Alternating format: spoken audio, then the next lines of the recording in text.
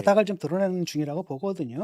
이재명 대통령의 부동산 정책을 방송에 나와 옹호하던 사람이 있습니다. 대통령 유튜브에까지 나왔던 사람입니다. 그 사람이 지난주 등을 돌렸습니다. 그리고 국민들에게 사과했습니다. 제가 부동산 계엄령이라는 표현을 쓴 게 괜히 그런 게 아닙니다. 무슨 일이 벌어지고 있는 걸까요? 국민에게는 은행 대출을 막았습니다. 그리고 대통령 본인은 집을 사면서 사금융을 썼습니다. 집값은 오르고 전세도 오르고 월세까지 올랐습니다. 주식으로 옮겨 탈하던 그 주식은 폭락했습니다. 오늘 보수재건이 부정평가 1위가 부동산이 된 이유를 기록합니다. 자, 먼저 숫자부터 확인하겠습니다. 이재명 대통령의 국정 지지율은 45.9%, 취임 후 최저치입니다. 부정평가는 50.5%로 처음 50을 넘었습니다. 그런데 이번 주 더 중요한 숫자가 나왔습니다. 그 부정평가의 이유 1위가 무엇이냐는 겁니다. 부동산입니다. 검찰도 인사도 외교도 아니었습니다. 그리고 부동산이 부정평가 이후 최상위에 오른 건 이 정부 출범 이후 처음입니다. 오늘 보수재건이 왜 이렇게 됐는지를 세 사람의 입을 통해 짚어보겠습니다. 첫 번째 사람은 한문도 교수입니다. 그가 어떤 사람인지부터 짚어야 합니다. 자, 정익진 변호사님. 얼마 전까지 앞서 봤습니다만 청와대 유튜브 나와가지고 대통령 분당 아파트 근저당 논란 때도 두둔을 했던 분이거든요. 대통령 유튜브에 직접 나왔고 근저당 논란이 터졌을 때도 대통령을 옹호했던 사람입니다. 언론이 그를 부르는 표현이 있습니다. 대통령의 부동산 멘토. 그 사람이 방송에 나와 이렇게 말했습니다. 현재까지 패턴을 가면 문재인 투만도 못하죠. 이렇게 준비가 안 될 줄 모르고 설마 어느 정도는 제대로 할 거라고 좀 예측을 했는데 저도 이제 포기 상태가 된 거예요. 포기 상태. 비판하던 사람이 아니라 기대했던 사람의 입에서 나온 말입니다. 설마 어느 정도는 제대로 할 거라고 예측했는데 라는 전제가 앞에 붙어 있습니다. 믿고 기다렸는데 열어보니 아무것도 없었다는 겁니다. 그리고 그는 자기가 이미 답을 줬다고 했습니다. 제가 이미 대안 다 줬거든요. 네. 10개월 전에. 보고가 안 됐나 봐요. 직접 대담을 하시지 그러셨어요. 지금 호위무사들이 주위에서 엄청 막고 있더라고요. 10개월 전에 대안을 줬는데 보고조차 안 올라갔다. 그리고 지금은 호위무사들이 맡고 있다는 겁니다. 대통령 주변이 쓴소리를 차단하고 있다는 내부를 아는 사람의 증언입니다. 그런데 이 인터뷰에서 가장 무거운 대목은 마지막이었습니다. 그나마 이번 이재명 대통령한테 기대를 했는데 국민들한테는 저도 개인적으로 사과드리고 기성세대로서 특히 청년 신혼부들한테 더 사과드려요. 사과. 정책을 만든 사람이 아니라 그 정책을 믿고 옹호했던 전문가가 국민에게 특히 청년들에게 사과한 겁니다. 정치적 공격이라면 진영 논리로 넘길 수 있습니다. 하지만 이건 자기가 지지했던 정부에 대해 내린 진단이고 그에 대한 사과입니다. 넘기기가 훨씬 어렵습니다. 그리고 그는 국민에게 이렇게까지 말했습니다. 자기 편이었던 전문가가 국민에게 거리로 나가라고 한 겁니다. 문재인 정부의 부동산은 진보 진영 스스로도 실패로 인정한 영역입니다. 집값을 잡겠다며 28번 대책을 냈고 결과적으로 집값은 올랐습니다. 그 정부보다도 못하다는 평가를 지지자였던 사람에게 받은 겁니다. 두 번째 사람은 진중권입니다. 그는 이번 주 시사 끝장에서 이 상황을 한 문장으로 정리했습니다. 이제 바닥을 좀 드러내는 중이라고 보거든요. 바닥을 드러내는 중. 그가 설명한 구조는 이렇습니다. 이 정부는 부동산에 몰린 돈을 어디로 돌리려 했을까요? 주식이었습니다. 사실상 그동안에 이제 이재명은 뭐라고 생각한 거냐면은 그 주식 시장에 그러니까 부동산 시장에 몰려 있는 유동성을 어디로 돌린다? 주식으로 돌린다라는 거잖아요. 그러는 가운데 주식 시장을 엄청나게 띄웠습니다. 집에 넣지 말고 주식에 넣으라는 신호였습니다. 그런데 그 주식 시장이 어떻게 됐는지 진중권은 이렇게 표현했습니다. 옛날에는 돈을 꿔가지고 집을 사려고 돈을 빌렸는데 이제 그걸 막아버렸단 말이죠. 그러니까 돈을 빌려서 뭘 하는 거예요? 주식에다 막 넣고 이랬던 도박이다, 카지노다 이런 이야기 나옵니다. 이게 그러니까 사실 도박판이 돼버린 거거든요. 도박판. 그리고 그 판에서 누가 돈을 벌었는지도 짚었습니다. 이중 전략이라 그러더라고요. 그러니까 이게 떨어지면 또 그 몇 배 받는 뭐 이런 게 있다면 임봤습니다. 그렇죠. 네. 그런 걸 해가지고 떨어뜨린다는 거예요. 그럼 떨어뜨려서 돈 벌고 떨어지면 또 그걸 사고 끌어올린 다음에 또 팔고 그래서 출구와 입구에서 같이 돈을 번다. 양쪽 끝에서 돈을 번다라는 겁니다. 그러니까 우리나라 사람들이 상당 부분 많이 털린 거라는 거예요. 예. 국부가 사실 많이 유출되고 있는 거고. 국부가 유출되고 있다. 그가 만난 사람들의 손실도 구체적이었습니다. 딱 보니까 한 사람 25%, 한 사람 30% 손실 봤다 그러더라고요. 정부 말을 믿고 주식으로 옮겨 탄 사람들이 가장 크게 다쳤습니다. 집도 못 사고 주식도 잃은 겁니다. 그럼 부동산은 어떻게 됐을까요? 진중권은 돈의 흐름부터 설명했습니다.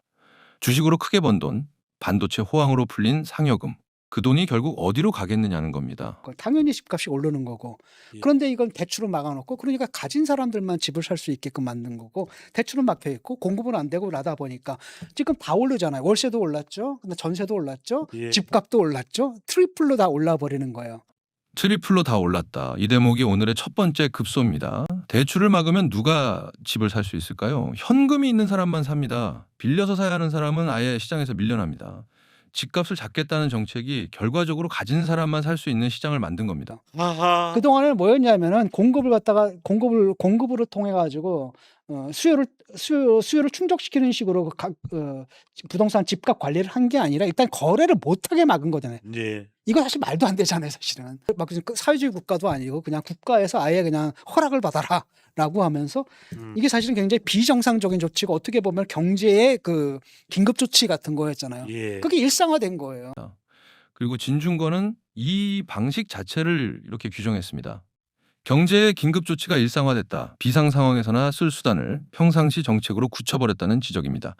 그리고 그는 이 상황을 한 문장의 비유로 정리했습니다. 혈관을 잡아가지고 이거 지혈을 해야 되는데 그냥 이것만 덮어놓은 거라는 거예요. 아이고. 그러면 이게 막히겠냐라는 거죠. 계속 피가 흘러나올 수밖에 없는 거고. 예. 지혈은 안 하고 덮어만 놨다. 피는 계속 흐릅니다. 그게 지금 월세와 전세와 집값이 동시에 오르는 이유라는 겁니다. 그리고 이 진단은 진중권 혼자만의 것이 아니었습니다. 같은 주 다른 방송에서 똑같은 표현이 나왔습니다. 제가 기사 봤더니 우리나라 전셋값이요. 서울 평균 전셋값이 7억이 넘었다는 거예요. 평수하고 상관없이 강남 강북 어디든 상관없이 서울에서 전세라도 살려면 최소한 7억이 있어야 된다라고 하는데 삼성전자 하이닉스 다니는 사람 빼고 7억을 쉽게 만들 수 있는 사람이 몇 명이나 있겠습니까? 그러니까 우리나라 젊은이들이요. 손발이 꽁꽁 묶인 거예요. 서울 평균 전세가 7억. 대기업에 다니지 않으면 전세조차 엄두를 못 내는 숫자입니다.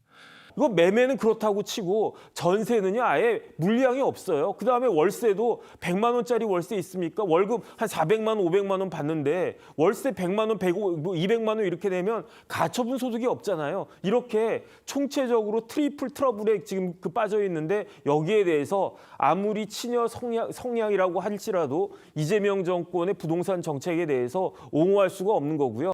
진중권은 트리플로 다 올랐다고 했고 이 패널은 트리플 트러블이라고 했습니다. 서로 다른 방송에서 같은 진단이 나온 겁니다. 그리고 그는 비교의 눈금을 한 칸 더 올렸습니다. 문재인 시즌2가 아니라 노무현 시즌3입니다. 왜냐하면 문재인 대통령 때 사람들이 뭐라고 그랬냐면 노무현 시즌2라고 그랬거든요. 그런데 중요한 건 뭐냐면 노무현 대통령 때보다 노무현 시즌2인 문재인 대통령 때가 더 심각했고요. 그다음에 노무현 시즌3인 이재명 정권은요. 이제 시작된 지 1년밖에 안 됐는데 지금 문재인 대통령 5년보다도 더 심각한 거 아닌가? 1년이 5년보다 심각하다.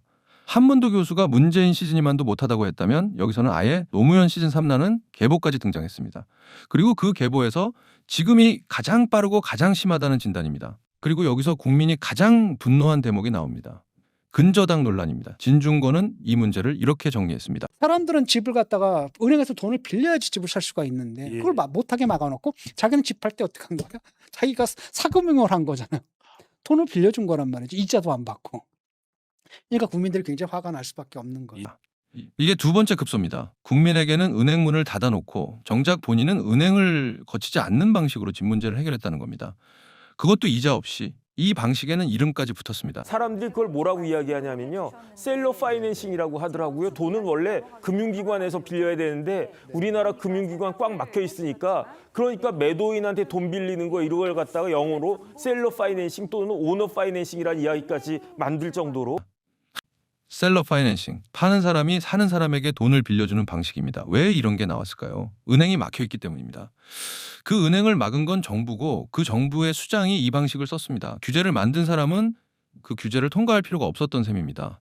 정책의 공정성이 무너지는 지점이 바로 여기입니다. 진중권은 정부가 내놓은 대안에도 회의적이었습니다. 저는 이제 3대 메가 프로젝트 이걸로 이제 메꾸려고 했는데 누가 봐도 알거든요. 이건 뻥카다라는 거 다 압니다. 이 실현 가능성도 없고 그다음에 저런 방식으로 실현돼 가지고 잘 될 수도 없는 이런 방식이거든요. 왜냐하면 이게 경제적인 논리, 기술적인 논리, 합리적인 정책으로 결정된 게 아니라 호남 민심 잡으려고 한 거잖아요.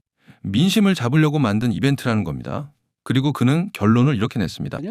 그다음에 허니문 효과도 사라졌죠. 그다음에 이 사람이 그야말로 경제 정책의 실력들이 이제 바닥을 보이기 시작한 거잖아요. 계속 떨어지는 겁니다. 실력이 바닥을 보이기 시작했다. 시작했다는 표현에 주목해야 합니다.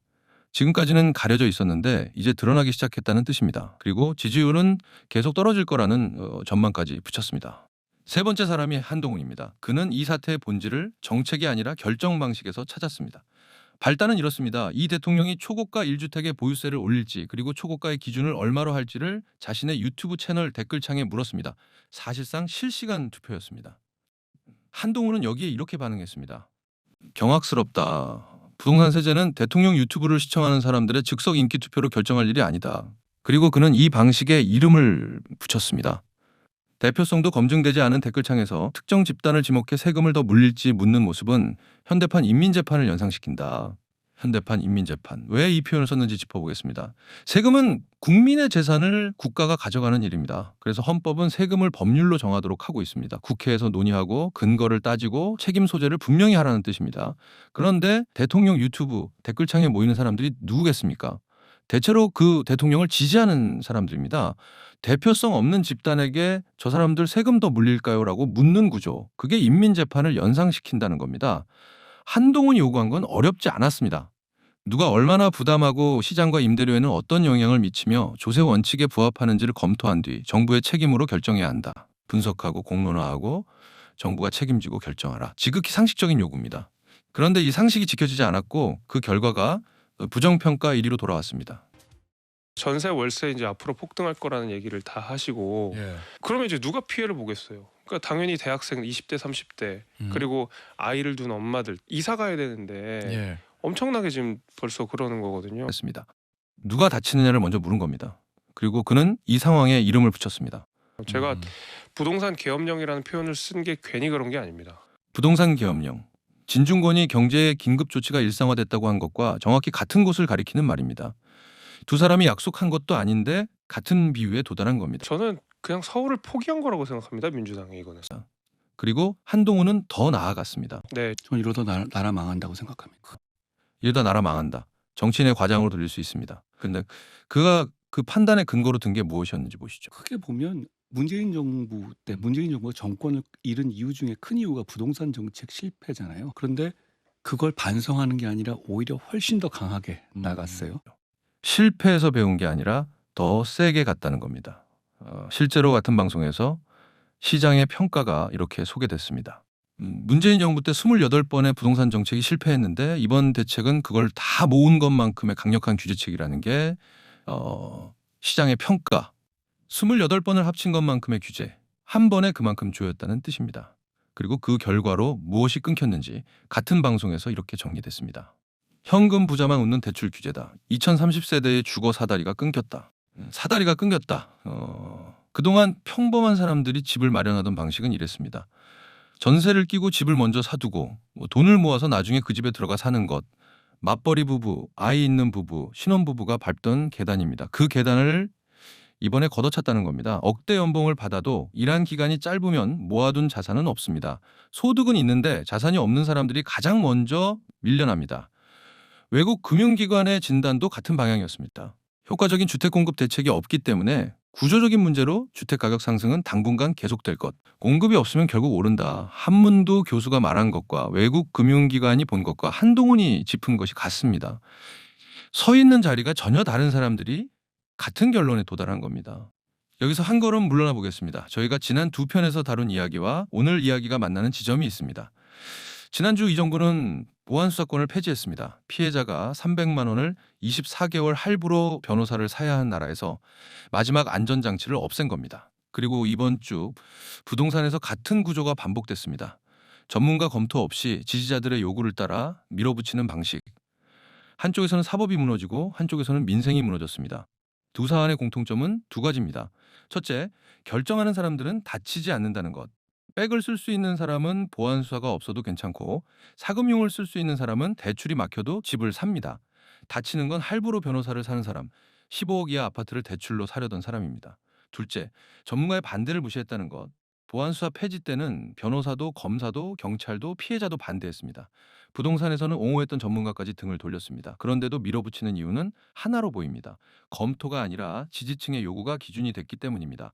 한쪽은 검찰에 대한 오래된 복수심이었고 다른 한쪽은 댓글창에서 확인한 즉석 여론이었습니다. 지지율 45.9%는 그 방식에 국민이 등을 돌린 결과입니다. 자, 앞으로의 경우의 수를 정리해 보겠습니다. 첫째, 정부가 세제 개편을 그대로 밀어붙인다. 한문도 교수의 경고대로면 공급 없는 세금은 집값을 더 올립니다. 그러면 부정평가 1위는 계속 부동산입니다. 둘째, 공급 대책으로 방향을 튼다. 가능성은 있지만 3기 신도시조차 준비가 안 돼 있다는 게 그의 진단이었습니다. 효과가 나오려면 몇 년이 걸립니다. 셋째, 증시가 반등해 체감이 나아진다. 가장 바라는 시나리오지만 진중권 말대로 이미 국부가 빠져나간 뒤입니다. 어느 쪽이든 국민이 확인한 건 하나입니다. 이 정부는 부동산을 다룰 준비가 안 돼 있었다는 것, 그리고 그걸 먼저 지적한 사람이 누구였는지도 함께 확인됐습니다. 부동산 세제 개편안이 발표되는 순간 저희가 바로 후속편으로 분석해드리겠습니다. 놓치지 않으시려면 구독을 눌러두시는 게 좋습니다. 오늘 내용을 한 줄로 정리하면 이렇습니다. 옹호하던 전문가가 등을 돌리고 진중권이 바닥을 말할 때 한동훈은 이미 몇 주 전에 같은 말을 하고 있었습니다. 보수는 지금 갈림길에 있습니다. 댓글창에서 세금을 정하는 길과 책임지고 검토해서 결정하는 길, 저희는 두 번째 길을 기록하겠습니다. 이 영상이 유익하셨다면 구독과 좋아요, 그리고 댓글로 여러분의 판단을 남겨주세요. 무너진 보수 다시 세웁니다. 보수의 재건이 자유 대한민국의 재건입니다. 지금까지 보수 재건이었습니다.